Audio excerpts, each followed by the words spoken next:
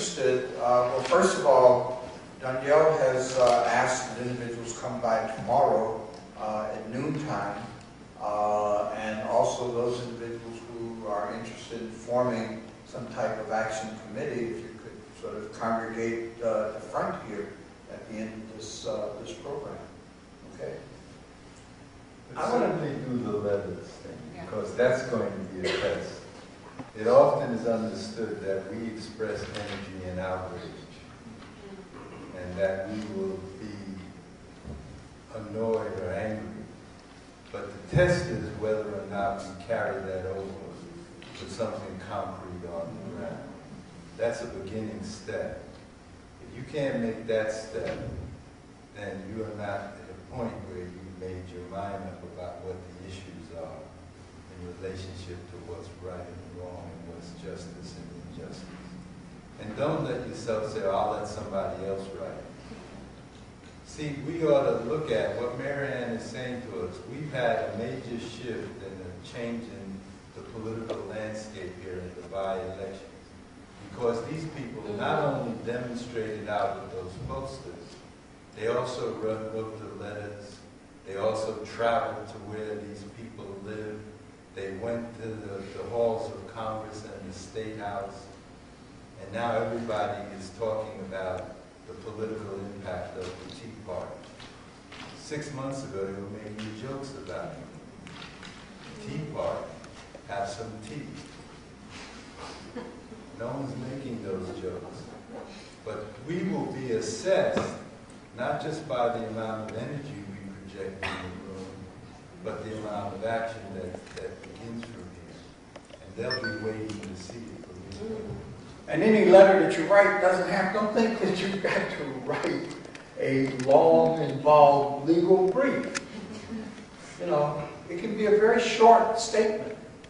Letters, as I mentioned, to the chairman of the Board of Trustees, to the president of the University, letters to the Cornell Sun. The Cornell Sun starts getting a lot of letters. They're going to think more and more about this. And you can influence the way in which they begin writing about this and communicating it.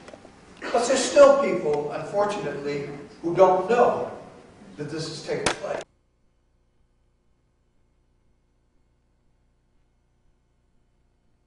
Individuals who know.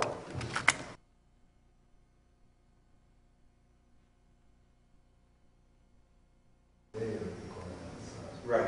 It's also why it dropped the way it is, so there's no organized campus communication.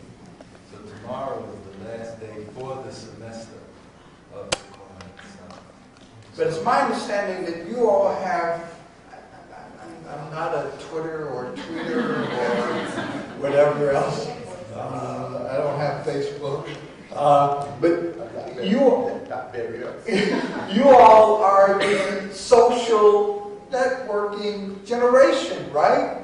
You all have ways of getting the word out, spreading the word, influencing individuals in ways that we just aren't aware of. I mean, one of the things that happened with the election in 2008, not so much this past midterm election, was the young people being energized and using their social network.